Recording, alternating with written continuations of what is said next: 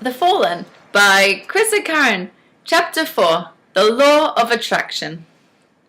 For the first time ever, Jack drove me home in silence. And for the first time ever, we didn't kiss goodbye. He simply reached across me to open the passenger door and waited for me to awkwardly let myself out. I knew he was upset with me, but for what? I wasn't sure. The whole afternoon was a blur, and I felt like I'd just come down from a natural high. The guilt I felt was that of an addict who just exposed herself in public, except I wasn't quite sure what I was supposed to be addicted to. Though my battles were fought inside, in my head, I'd obviously not hidden my fascination well enough. Jacques could see straight through me.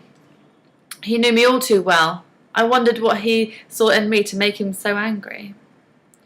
Before I turned into the house, I leaned into the window. His eyes were dead set in front of him. Jack? No response, though he seemed to flinch a little at the sound of my voice, like I was physically hurting him. I love you. It was all I could say. It was the first time I said it. I could hardly believe I said it, but it seemed appropriate at the time. The best thing I could give him. It seemed to work. Immediately his whole body relaxed. Not fully, but enough for me to notice the difference. His breathing quickened, and his face lost the rigidity of the last hour. He never looked at me, though, despite all that. He never once took his eyes off the wheel. He was lost in thought. I know, he whispered. It sounded like he was reassuring himself more than anything else. I know. And with that he flicked the key in the ignition, and the lights on his dashboard glowed to life. I noticed the clock say it was only 4 o'clock. Would this day ever end? I'll call you later, okay? Same time as always. I nodded and watched the black Prius drive away as I was left hanging in the cold, humiliated, unrequited. I was surprised to find my dad at home. The one day I desperately just wanted to be alone. As soon as he heard the lock on the door, he greeted me wrapped up in his sweats and green robe, his favourite sheepskin slippers peeking out from beneath. He had a mug of hot tea in one hand and a wedge of freshly painted archives from the web in the other. Obviously, he had been doing some research this afternoon. His moon-shaped glasses were perched on the bridge of his nose.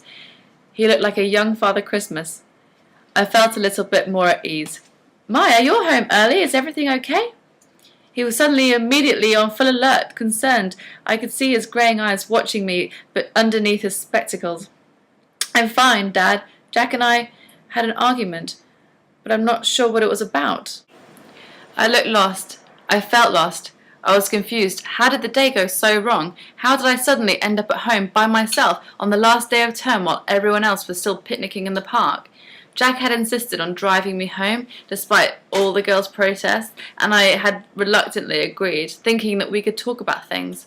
But we ended up just driving home in silence, and then he was gone. And I was suddenly really angry. I didn't know he could be so selfish. Why was he acting so abused? I'd done nothing, right? Ah well, welcome to the world of relationships. If I could count a number of times your mother and I have argued without actually knowing why, well, it wouldn't be quite so fun. Don't worry, honey, you'll get over it. You guys will sort it out and you'll learn from it. If he hurts you enough, though, he threatened, then there'll be real problems. Huh? If he hurts me or if I hurt him? I thought to myself. Thanks, Dad. I'm just going to go out for a walk, all right?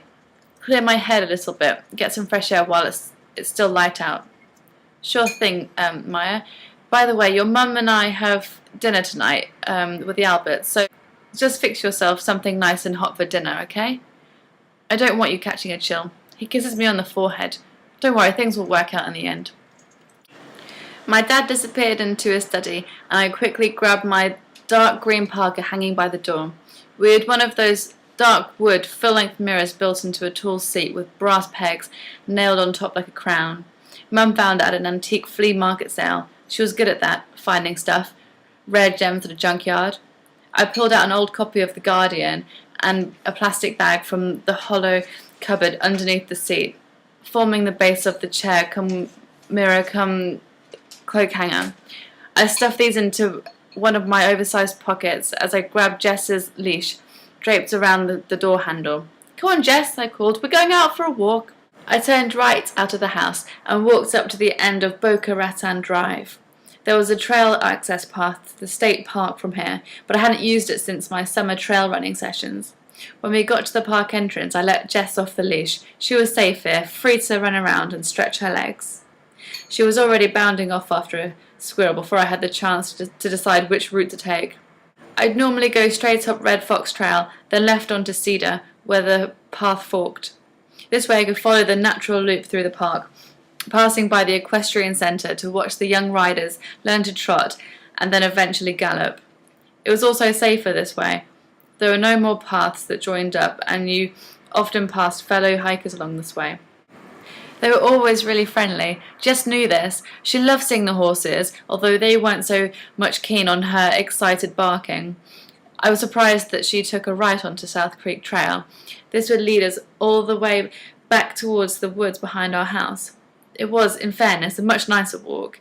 It was right along the creek, and Jess could splash around and have a drink if she wanted to.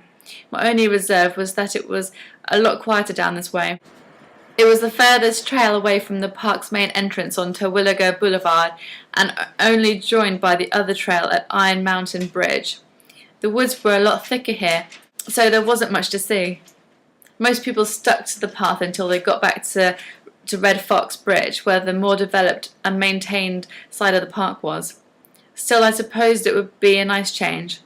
I needed some peace and quiet to think, and it would be nice to meander by the trickling water for a while. Jess ran back and forth intermittently, making sure I was still following her lead. She was so excited. It was a good distraction watching her so carefree. She didn't have sulky boyfriends to deal with, or friends casting her looks of abandonment and disappointment, and most of all, she didn't have a plague of questions infesting her brain and a haunting image of a godlike being in the frontmost of her mind. Mostly the questions were the same as everyone else's. Who was he? What was he? Why was he so goddamn beautiful? Where did he come from? Where is he now? Do I know him? Why is his face so familiar? How could I have dreamed him to life? The boy from my beautifully haunting nightmares. The voice that filled my head through the night long after Jack would hang up the phone. Thinking of him made my heart ache, and I suddenly felt like crying. Wow, I must really be coming on or something. Pull yourself together, Maya. This is stupid, irrational. You don't even know the guy, and you're weeping like the love of your life has just died. As soon as I thought that, I wondered whether this is what losing Jack would feel like. One day, someday, if it ever had to come to that. But as soon as I considered the possibility, I started crying even more. The thought was unbearable. How could you even think like that? Like Nicole said, we were perfect together. I suddenly felt guilty for imagining him dead, if only to reaffirm the need I felt for him. I loved him. So why does your heart feel like it's breaking right now?